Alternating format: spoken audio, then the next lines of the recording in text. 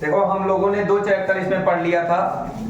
एक भाग 1 पढ़ा था संघ और उसके, और सेकंड चैप्टर पढ़ा था नागरिकता। आज इसका तीसरा चैप्टर हम लोगों को पढ़ना है ना। और तीसरा चैप्टर कौन सा है? भाग 3। भाग 3 में वर्णन है मूल अधिकार का। किस चीज का वर्णन है? मूल अधिकार का। और ज्यादातर प्रश्न आपके इस चैप्टर से ही बनते हैं, मूल अधिकार चैप्टर से ही प्रश्न बनते हैं, तो इसके विषय में बहुत अच्छे से देखना है। मूल अधिकार में किसके किसके विषय में बात किया गया है? हमारे मौलिक जो अधिकार हैं जिनको हम अपने जीवन में यूज करते हैं, उन्हीं की चर्चा कहाँ की गई है? मूल अधिकार में की गई है। हमारा जो ये मूल अधिकार है ये लिया कहां से गया है हमारे संविधान में? जैसे आप लोगों को बताया था, एकल नागरिकता कहां से लिया गया था? ब्रिटेन से। ऐसे ही मूल अधिकार कहां से लिया गया है? यूएसए से लिया गया है। कहां से लिया गया है? यूएसए से लिया गया है। और यूएसए के कहां से? बिल ऑफ राइट से लिया गया। कहां से? बिल ऑफ राइट से लिया गया है। यूएसए के बिल ऑफ राइट से हमारा मूल अधिकार लिया गया है। अच्छा, हमारे मूल अधिकार के विषय में बात करें तो पहले हमारे मूल संविधान में 7 मूल अधिकार थे। कितने थे? 7 मूल अधिकार थे। लेकिन वर्तमान में कितने हैं? 6 मूल अधिकार हैं। कहोगे सर एक मूल अधिकार क्या हो गया? एक मूल अधिकार जो संपत्ति का अधिकार था, इसको यहां से हटा दिया गया। संपत्ति के अधिकार को इसमें से हटा दिया गया और उसे 300 का में जोड़ दिया गया। किसमें? 300 का में जोड़ दिया गया। और ये का है? इसका मतलब संविधान संशोधन हुआ होगा। और कौन से संविधान संशोधन के द्वारा जोड़ा गया? 44वें संविधान संशोधन के द्वारा जोड़ा गया, जो कब आया था? 1978 में आया था।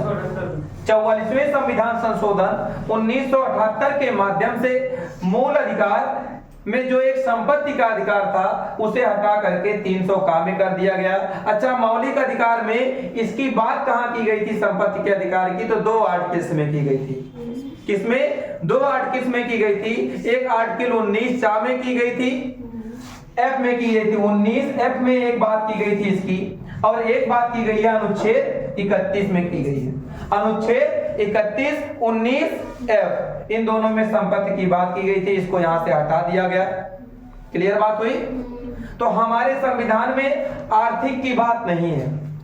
हमारा संविधान ये मूल अधिकार जो है, मूल अधिकार में आर्थिक दृष्टि को नहीं देखा गया है। मतलब इसमें कौन कौन से न्याय की बात की गई है? इसमें सामाजिक न्याय की बात की गई है, इसमें राजनीतिक न्याय की बात की गई है, और इसमें आर्थिक न्याय की बात की गई है। और साथ ही साथ हम जानते हैं इसमें हमको धार्मिक स्वतंत्रता भी मिला है, तो धार्मिक न्याय की भी बात इसमें हमारे संविधान में की गई है। सामाजिक, आर्थिक, राजनीतिक और धार्मिक न्याय की बात की गई है। और लोक कल्याणकारी अगर आएगा, इसकी बात कहां पर की गई है? तो आगे पढ़ोगे नीति निर्देशक तत्व, तो उसमें लोक कल्याणकारी की बात की गई है। राजनैतिक बात केवल कहां पर हुआ है? मूल अधिकार में हुआ है। राजनीतिक बात कहां पर हुआ है? मूल अधिकार में हुआ है। अब 6 मूल अधिकार हैं कौन कौन से? सबसे पहले हमको यही देखना पड़ेगा। 6 मूल अधिकार जो किस भाग में है? भाग 3 में है। इन 6 मूल अधिकारों को चलो हम लोग देख लेते हैं। 6 मूल अधिकार कौन कौन से हैं? एक अधिकार बात करें तो एक को कहते हैं समता का अधिकार। क्या है? समता का अधिकार। और समता के अधिकार का वर्णन किस अनुच्छेद से है? 14 से लेकर। वैसे तो हमारे संविधान में जो मूल अधिकार है 12 से 35 तक है। किस आर्टिकल से किस आर्टिकल तक?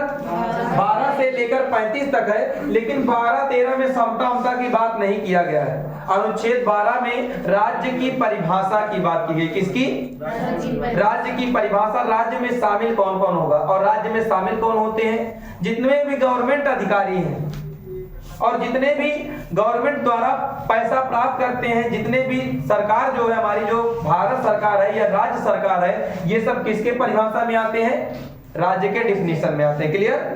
राज्य में कौन कौन आते हैं? भारत सरकार, राज्य सरकार, या जितने भी हमारे गवर्नमेंट एम्प्लॉय हैं वो सब किसकी डिफिनीशन में आते हैं? राज्य के डिफिनीशन में आते हैं। क्लियर हुआ? और LIC भी राज्य की डिफिनीशन में आता है। उसके बाद आर्टिकल कौन सा आता है? 13। आर्टिकल 13 भी देखो 14 से 18 ये ना, जिसमें 13 भी नहीं है। 13 में फिर क्या है, 13 में बताया गया अगर लोकसभा राज्यसभा कोई विधि बना दे, कोई कानून बना दे, हम जानते हैं कि लोकसभा राज्यसभा और राष्ट्रपति सिग्नेचर कर दे तो संविधान में कोई भी विधि बनाई जा सकती है ना। अगर संविधान में कोई विधि बन जाएगी, अब ऐसी जरूरत लगी, ऐसा प्रतीत हुआ कि जो विधि बना है वो मूल अधिकार का हनन कर रहा है, तो इस कंडीशन में कहा गया है कि एक आर्टिकल 13 का यूज करके हम ये देखेंगे अगर वो हमारे मूल अधिकार का हनन कर रहा होगा वो नियम कानून, तो हम उस नियम कानून को समाप्त कर देंगे और वरीयता किसको दे देंगे, आर्टिकल 13 को दे देंगे, मतलब मूल अधिकार को दे देंगे। जब कहीं पर मूल अधिकार में और संसद द्वारा बनाए गए विधि में टकराव होता है, उस समय पर अनुच्छेद 13 में बताया गया है कि उस विधि का अल्पीकरण कर दिया जाएगा। बात समझ में आ गई। अब आता है 14 से 18 की बात। अनुच्छेद 14 से 18 में किसकी बात है, समता की बात की गई, समानता की बात की गई। 14 से 18 तक किसका अधिकार है, समता का अधिकार है, और 19 से लेकर 22 तक किसका अधिकार है, स्वतंत्रता का अधिकार है। स्वतंत्रता का अधिकार किस आर्टिकल से लेकर 19 से लेकर 22 तक स्वतंत्रता का अधिकार है। और उसके बाद 23-24 में क्या है, शोषण के विरुद्ध अधिकार किस आर्टिकल में है, 23-24 में है। ओके, ये बार बार पूछा जाता है किस आर्टिकल में किसका किसका वर्णन है। और 25 से लेकर 28 तक किसका वर्णन है, धार्मिक स्वतंत्रता का वर्णन है। धार्मिक स्वतंत्रता का वर्णन कहां पर है, 25 से 28 तक है। किस आर्टिकल से, 25 से लेकर 28 तक है धार्मिक स्वतंत्रता के अधिकार का वर्णन। उसके बाद 29-30 में किसका है, अल्पसंख्यकों के हितों का संरक्षण। किसका है, अल्पसंख्यकों के हितों का संरक्षण किस आर्टिकल में है, 29 और 30 में है। और उसके बाद अगला जो अधिकार है हमारा संवैधानिक उपचारों का अधिकार है। कौन सा है, संवैधानिक उपचारों का अधिकार, और जो कि किस आर्टिकल में वर्णित है, अनुच्छेद 32 में है। फिर से देखो सारा भाग है, ये भाग 3 मूल अधिकार की बात कर रहे हैं हम। किस अनुच्छेद तक, 12 से 35 तक है ये, ठीक है। और ये से लिया गया है समता का अधिकार, स्वतंत्रता का अधिकार, शोषण के विरुद्ध अधिकार, धार्मिक स्वतंत्रता का अधिकार, अल्पसंख्यक वर्गों के हितों का संरक्षण और संवैधानिक उपचारों का अधिकार। क्लियर, इतनी बात सबको समझ में आई। उसके बाद देखो समता का अधिकार किस आर्टिकल से किस आर्टिकल तक है, 14 से 18 तक। स्वतंत्रता का अधिकार किस आर्टिकल से है, 19 से 22। याद करो किसी भी तरह से, समता का अधिकार 14 से 18, स्वतंत्रता का अधिकार 19 से 22, शोषण के विरुद्ध अधिकार 23-24, धार्मिक स्वतंत्रता का अधिकार 25 से 28, और अल्पसंख्यक वर्गों के हितों का संरक्षण 29-30, और संवैधानिक उपचारों का अधिकार 32। समता का अधिकार, स्वतंत्रता का, शोषण के विरुद्ध, धार्मिक स्वतंत्रता और अल्पसंख्यक वर्गों के हितों का संरक्षण, संवैधानिक उपचारों का अधिकार। क्लियर हुआ। अच्छा, ये हो गए हमारे 6 प्रकार के मूल अधिकार। और संपत्ति के अधिकार को हमने बताया हटा दिया गया है ना। किस आर्टिकल में था, 19F और 31 आर्टिकल में था, और अब कहां पर कर दिया गया, 300 में कर दिया गया। ठीक है, सबको समझ में आया। अब ये कानूनी अधिकार है, अब ये मूल अधिकार नहीं रह गया। अब संपत्ति का अधिकार कैसा अधिकार है, कानूनी अधिकार है, ये अब मौलिक अधिकार की श्रेणी में इसको नहीं रखा गया। अब इसी को हमको पढ़ना है सारे को, लेकिन इसको पढ़ने से पहले थोड़ा सा और जानकारी ले लीजिए। जानकारी क्या है, इनको समाप्त भी किया जा सकता है, मूल अधिकारों का समापन भी किया जा सकता है। कब, जब हमारे यहाँ पर राष्ट्रीय आपातकाल राष्ट्रपति लगाए तब। राष्ट्रीय आपातकाल मतलब, राष्ट्रीय आपातकाल आप लोग जानते हो, राष्ट्रीय आपातकाल का वर्णन 352 आर्टिकल में है। 352 आर्टिकल का जहां पर प्रयोग किया जाएगा वहां पर कहा गया कि राष्ट्रपति आर्टिकल 368 और 369 की मदद से, 368 और 358 और 359, 358 और 359 59 की मदद से इन मूल अधिकारों को जितने भी आर्टिकल्स हैं सबका समापन भी कर सकता है। लेकिन ध्यान रहे 20 और 21 का समापन किसी भी कंडीशन में नहीं कर सकता। आर्टिकल 20 और आर्टिकल 21 को कभी भी वो समाप्त नहीं कर सकता है। तो कह सकते हो राष्ट्रीय आपातकाल के दौरान राष्ट्रपति जो है अनुच्छेद 20 और 21 को छोड़कर सारे मूल अधिकार को समाप्त। लेकिन अगर कहीं पर सशस्त्र विद्रोह के आधार पर लगा हुआ है राष्ट्रीय आपातकाल 3 तरीके से लगता है। उसी में एक है सशस्त्र विद्रोह।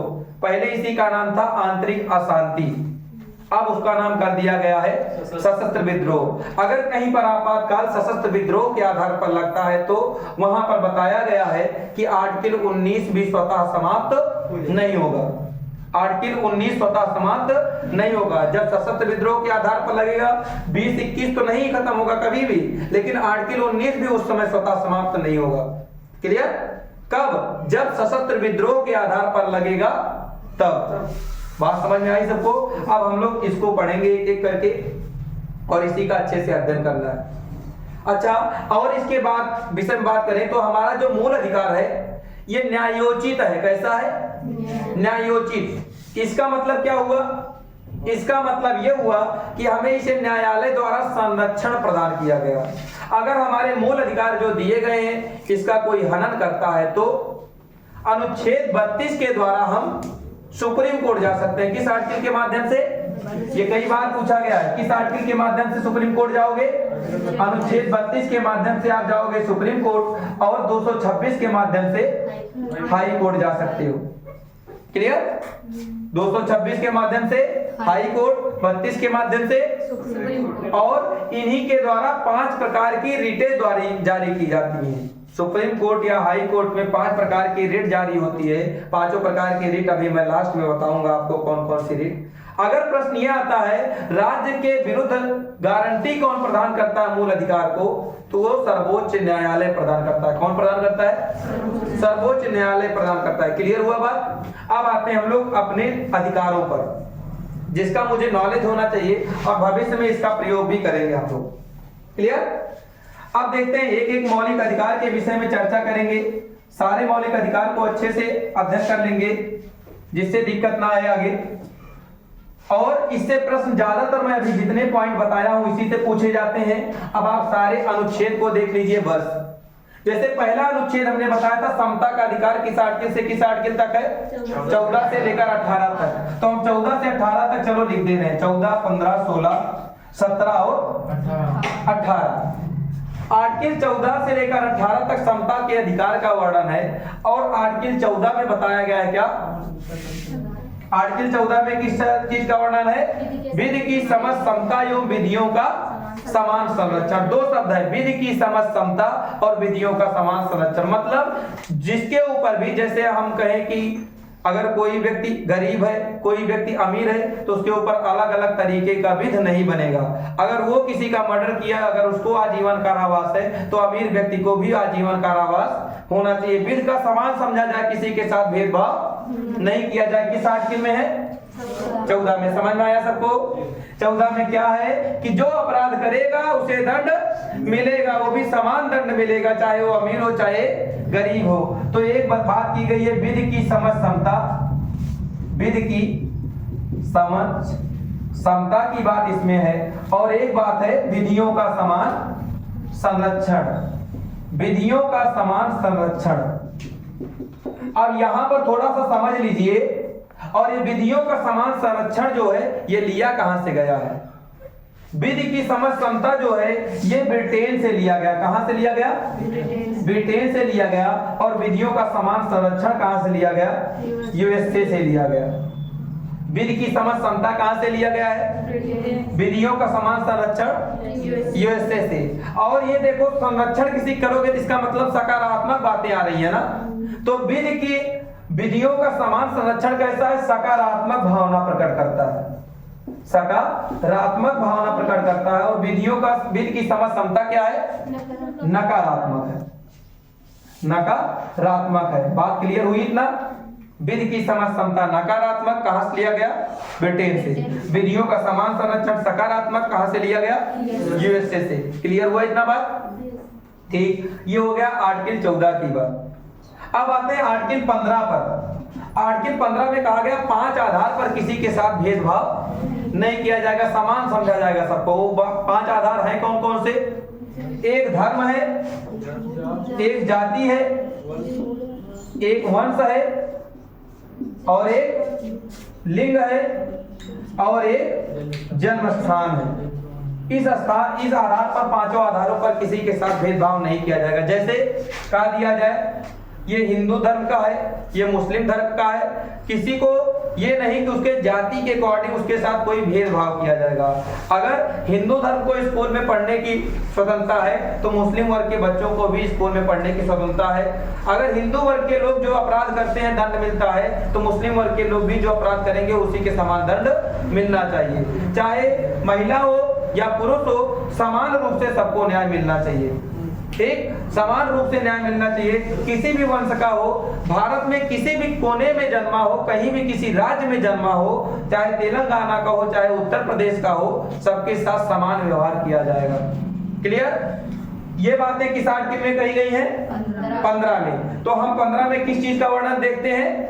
धर्म, जाति, लिंग, वंश एवं जन्म स्थान के आधार पर किसी के साथ भेदभाव नहीं किया जाते। अब आते हैं आर्टिकल 16 में। आर्टिकल 16 में लोक नियोजन के विषय में अवसर की समानता की बात की गई। सुनिए, इसमें एक 15(4) आर्टिकल है, एक 16(4) आर्टिकल है। इसमें आरक्षण का जिक्र किया गया, आरक्षण को अपवाद मान लिया गया है कि SC ST को आरक्षण दिया जाएगा। ठीक है, और आगे देखो 16 में है लोक नियोजन के विषय में अवसर की समानता। लोक नियोजन मतलब जो गवर्नमेंट जॉब एम्प्लॉय वाले होंगे, जो गवर्नमेंट सर्विस के लिए आता है, हमारे यहाँ पर जानते हो गवर्नमेंट सर्विस के लिए पहले फॉर्म भरा जाता है ना, फिर पेपर होता है। तो जो फॉर्म भरने के लिए आता है उसमें सभी को समान अवसर दिया जाएगा, चाहे वो लड़की हो, चाहे लड़का हो, चाहे वो जिस जाति का हो, जिस वंश का हो, जिस लिंग का हो, भारत में कहीं भी जन्मा हो, उसको समान व्यवहार उसके साथ किया जाएगा, समान अवसर उसे प्रदान किया जाएगा। क्लियर? किस आर्टिकल में है? 16 में। लोक नियोजन के विषय में अवसर की समानता की बात किस आर्टिकल में है? 16 में। क्लियर हुआ? अब आते हैं आर्टिकल 17 पर। आर्टिकल 17 में बताया गया अस्पृश्यता का अंत की जिक्र किया गया, मतलब भेदभाव और छुआछूत किसी के साथ नहीं करोगे, अनटीचेबिलिटी की रूल नहीं अपनाओगे, छुआछूत नहीं अपनाओगे। छुआछूत एक अधिनियम आया था, कौन सा अधिनियम था? 1955 में आया था। छुआछूत अधिनियम कब आया था? 1955 में आया था। उसमें बताया गया अगर कोई आपके साथ भेदभाव करता है तो उसको अपराध माना जाएगा, उसे दंड दिया जाएगा, उस पे मानदंड भी लगाया जाएगा। ठीक है, वो किस आर्टिकल में है? 17 में बताया गया छुआछूत का अंत करो, ताकि हमारे यहाँ पर एकजुटता बढ़े, अखंडता ना बढ़े। क्योंकि हमारे प्रस्तावना में एक शब्द यूज किया गया है सामाजिक, आर्थिक एवं राजनीतिक न्याय, और एक जगह पर यूज किया गया अखंडता को कम करने के लिए, मतलब एकता को बढ़ाने का बात किया गया वहां पर। ठीक है, और इसीलिए हम कहते हैं छुआछूत का अंत हो। छुआछूत का अंत किस आर्टिकल में है? अब आते हैं आर्टिकल 18 पर। आर्टिकल 18 में उपाधियों के अंत की बात की गई है। क्या किया गया है? उपाधियों का अंत करो, लेकिन बताया गया है 2 चीजों की उपाधि आप लगा सकते हो आज भी अपने नाम के आगे, एक शिक्षा जगत की उपाधि और एक सेना जगत की उपाधि। जो सेना मतलब जैसे ब्रिगेडियर हो गए या लेफ्टिनेंट हो गए, ये सब अपने नाम के आगे अपनी उपाधि लगा सकते हैं। या शिक्षा जगत का जैसे डॉक्टर हो गए या प्रोफेसर हो गए, ये सब अपने उपाधि को अपने नाम के आगे लगा सकते हैं, अन्यथा और कोई भी अपने नाम के आगे अपनी उपाधि नहीं लगा सकता है। क्योंकि अगर हम किसी की उपाधि लगवाएंगे इसका मतलब तो वो आम लोगों से उच्च हो गया, आम लोगों से उच्च हो गया कि नहीं। तो इसी सेंस में कहा गया है कि उपाधियों का भी अंत करो, सबको समान ले आओ, सिमिलरिटी में ले आओ। ठीक है, आर्टिकल 18 में क्या है? उपाधियों के अंत की बात है। फिर से देखो सारा 14 विधि की समझ समता, विधियों का समान संरक्षण। 15 धर्म, जाति, वंश, लिंग, जन्मस्थान के आधार पर भेदभाव नहीं होगा। 16 लोक नियोजन के विषय में अवसर की समानता। 17 छुआछूत का अंत। 18 उपाधियों का अंत। आशा करते हैं सारे आर्टिकल आपको तैयार हो गए। अब हम लोगों को समता के बाद पढ़ना है कौन सा? स्वतंत्रता का अधिकार। स्वतंत्रता का अधिकार किस आर्टिकल से किस आर्टिकल तक वर्णित है? ठीक, 19 से लेकर 22 तक किसका वर्णन है? स्वतंत्रता के अधिकार का वर्णन है। और 19 में आपको बताएं 6 संशोधन किया गया है। 19 एक ए है, 19 एक बी है और 19 एक सी है, 19 एक डी है, 19 एक ई है, एफ निकाल ही दिया गया है, संपत्ति का अधिकार था। और क्या है? 19 एक जी है। ठीक, जो 19 एक है इसमें क्या स्वतंत्रता के अधिकार के विषय में वाक एवं पूरे आर्टिकल 19 में वाक एवं अभिव्यक्ति की स्वतंत्रता की बात की गई है। और आर्टिकल 19 में बताया गया वाक एवं अभिव्यक्ति की स्वतंत्रता की बात इसमें भी है, लेकिन इसमें प्रेस की भी स्वतंत्रता आ जाती है। प्रेस की स्वतंत्रता और बोलने का अधिकार किसमें है? 19 ए में है। बोलने का अधिकार या प्रेस की स्वतंत्रता का अधिकार किस आर्टिकल में है? आर्टिकल 19 ए में। जैसे आप किसी के पास जाओ और आपकी बातें ना सुनी जाए तो आप क्या करोगे? प्रेस बुलाओगे, और प्रेस के माध्यम से भी ना सुनी जाए तो 19 एक बी में क्या आ जाएगा? आप सम्मेलन बुलाओगे, और जब सम्मेलन बुलाओगे और सम्मेलन में क्या बनेगा? एक संगठन बनेगा। तो 19 एक सी में क्या है? संगठन बनाना।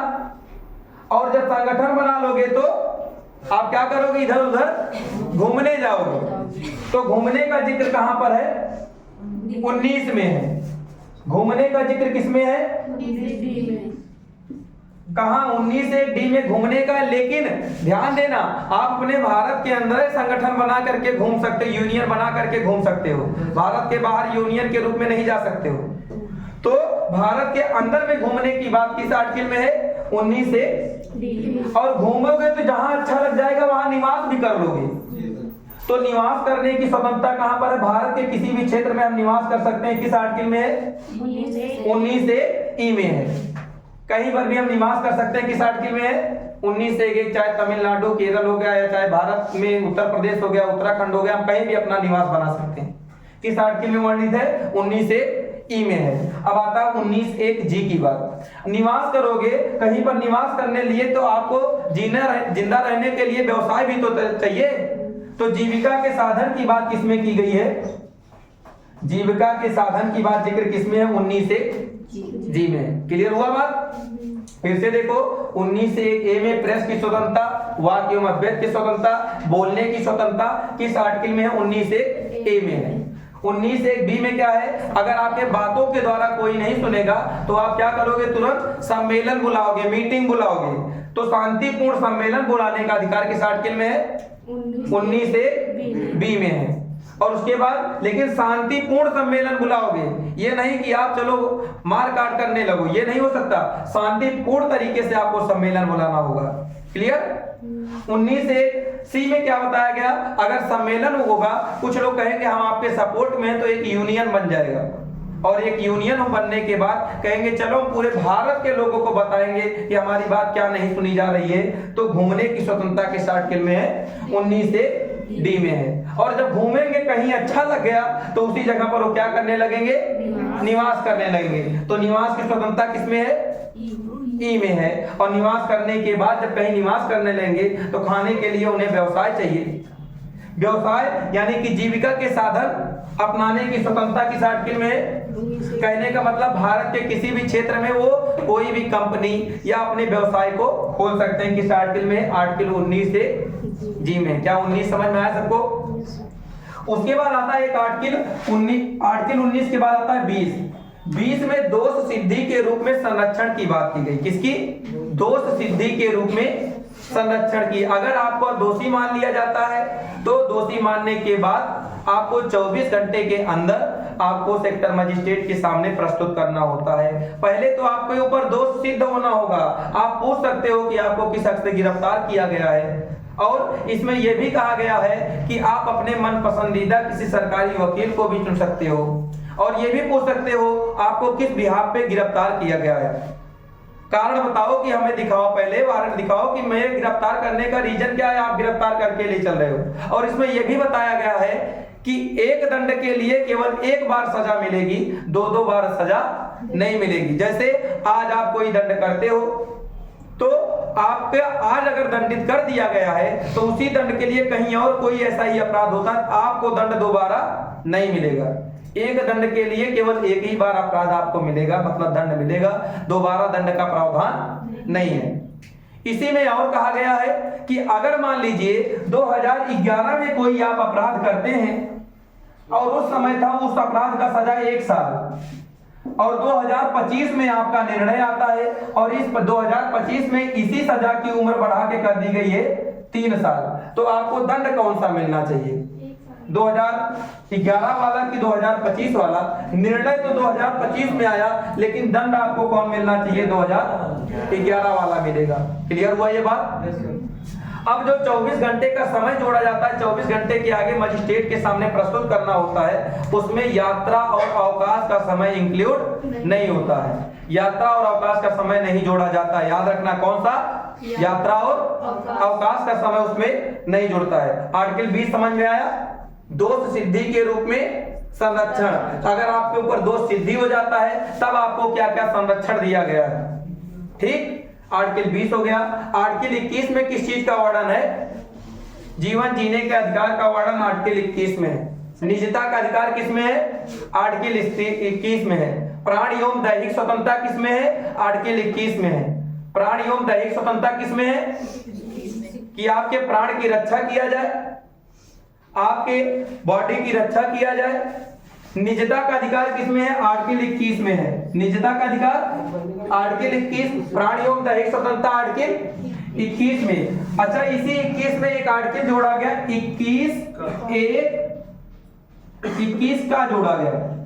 ये 21 का में शिक्षा संबंधी अधिकार है। क्या है? 6 से 14 वर्ष के बच्चों को निःशुल्क शिक्षा दिया जाए। ये किस आर्टिकल में है? 21 का में है। और किस संविधान संशोधन द्वारा जोड़ा गया? 86वें संविधान संशोधन द्वारा जोड़ा गया, जो कब आया था? 2002 में आया था। इसके द्वारा शिक्षा के अधिकार को 21 का में जोड़ा गया। और इसी 21 में विदेश में घूमने की भी स्वतंत्रता है। 19 में पढ़े घूमने की स्वतंत्रता भारत के अंदर के क्षेत्रों में। और अगर भारत के बाहर घूमने जानते हो तो किस आर्टिकल के माध्यम से जाओगे? और निजता का अधिकार का वर्णन किस आर्टिकल में है? विदेश में घूमने का 6 से 14 वर्ष के बच्चों को निःशुल्क शिक्षा 21 का किस संविधान संशोधन द्वारा जोड़ा गया? कब आया था? 2002 में। इस शिक्षा की बात पहले नीति निर्देशक तत्व में किया गया था, आर्टिकल 45 में, लेकिन यहाँ पर ला दिया गया तो वहां से हो गया है 0 से 6 वर्ष के बच्चों को। क्लियर? 20-21 समझ में आया? अब एक आर्टिकल है आर्टिकल 22। आर्टिकल 22 में बताया गया गिरफ्तारी के रूप में संरक्षण। अगर आपको गिरफ्तार करते हैं, गिरफ्तार करके ले जाते हैं तो आपको कौन कौन सा संरक्षण प्राप्त है? ठीक, गिरफ्तारी के रूप में संरक्षण, आपको गिरफ्तार करने के बाद क्या क्या आपको सुविधाएं देंगे, किस किस चीज से आप बचाव कर सकते हो अपना, यहाँ तक कि आप अपने लिए वकील भी चुन सकते हो। इतनी भी सुविधा यहाँ पर दी गई है। क्लियर? गिरफ्तारी के रूप में संरक्षण की बात किस आर्टिकल में है? आर्टिकल 22 में है। फिर से देखो सारा, आर्टिकल 19 वाक्य मभ्यत की स्वतंत्रता, आर्टिकल 20 दोष सिद्धि के रूप में संरक्षण, आर्टिकल 21 प्राण एवं दैहिक स्वतंत्रता, और 21 में एक विदेश में घूमने की स्वतंत्रता है। 21 का में क्या है? शिक्षा संबंधी अधिकार का वर्णन है कि आपको शिक्षा, जो निःशुल्क शिक्षा दिया जाएगा कितने वर्ष के बच्चों को? 6 से 14 वर्ष के बच्चों को निःशुल्क शिक्षा का प्रावधान। और उसके बाद आर्टिकल 22 में गिरफ्तारी के रूप में संरक्षण की बात। क्लियर हुआ बात? ये क्या था? स्वतंत्रताएं थी हमारे पास। 19 से लेकर 22 तक क्या थी हमारे पास? अच्छा, 18 से लेकर के 16 से 14 से लेकर के 18 तक क्या मिला था हमको?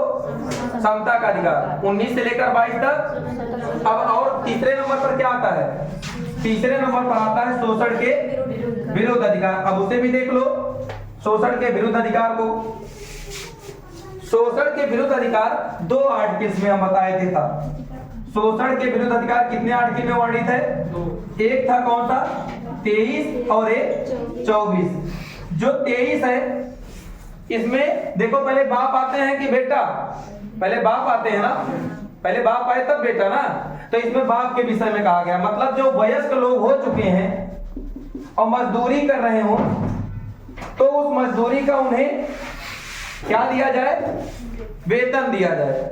बलात् श्रम उनसे मत कराया जाए, मतलब बिना पैसा दिए मजदूरी मत कराओ, जबरदस्ती किसी से काम मत कराओ। ऐसा किस आर्टिकल में कहा गया है?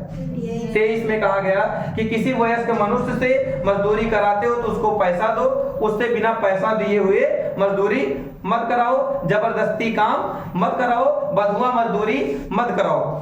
किस आर्टिकल में है? 23 में। अब बाप के विषय में बात हो गया, बेटा के विषय में आता है। बेटा के विषय में क्या बताया गया आर्टिकल 24 में? कि जो 14 साल से कम उम्र के बच्चे होंगे, कितना? 14 साल से कम उम्र के बच्चे होंगे, उनसे आप किसी कारखानों आदि में काम नहीं करवाओगे। क्या बताया गया? बाल श्रम नहीं कराओगे। यहाँ पर बलात् श्रम था और यहाँ पर बाल श्रम है कि 14 साल से कम उम्र के बच्चों से आप काम नहीं करवाओगे, अन्यथा वो कानूनन अपराध माना जाएगा। कितने साल की कम उम्र? 14 साल से कम उम्र के बच्चों से आप काम नहीं करवाओगे। क्या सबको ये पॉइंट क्लियर हुआ? 23 में बलात् श्रम, बंधुआ मजदूरी, ये सब काम नहीं करवाओगे वयस्क मनुष्यों से। और 24 में बताया गया 14 साल से कम उम्र के बच्चों को कारखानों आदि में प्रवेश नहीं दिया जाएगा। उसके बाद आपको पता है आर्टिकल 25 से लेकर 28 तक किसका वर्णन है? धार्मिक स्वतंत्रता का वर्णन है। 25 से 28 तक किसका वर्णन? धार्मिक स्वतंत्रता का वर्णन है। अब उसे भी देख लो। 25 से 28 तक सारे आर्टिकल्स आपको एकदम रटे होने चाहिए, ये आपके एग्जाम में पूछे जाते हैं। 25 से 28 तक देखो। आर्टिकल 25 में, 26 में, 27 में, 28 में क्या क्या बताया गया? 25 में बताया गया है कोई धर्म आप अपना लो अपनी, लेकिन इच्छा से, किसी से बाधित होकर के नहीं।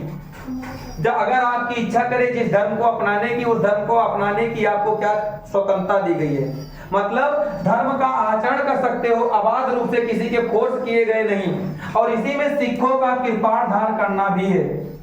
सिखों का कृपाण धारण करना किस अनुच्छेद में है? 25 में है। क्लियर? उसके बाद 25 समझ में आया? कोई धर्म हम अपने आप से अपना ले, या सिखों का कृपाण धारण करना, ये किस आर्टिकल में है? 25 में।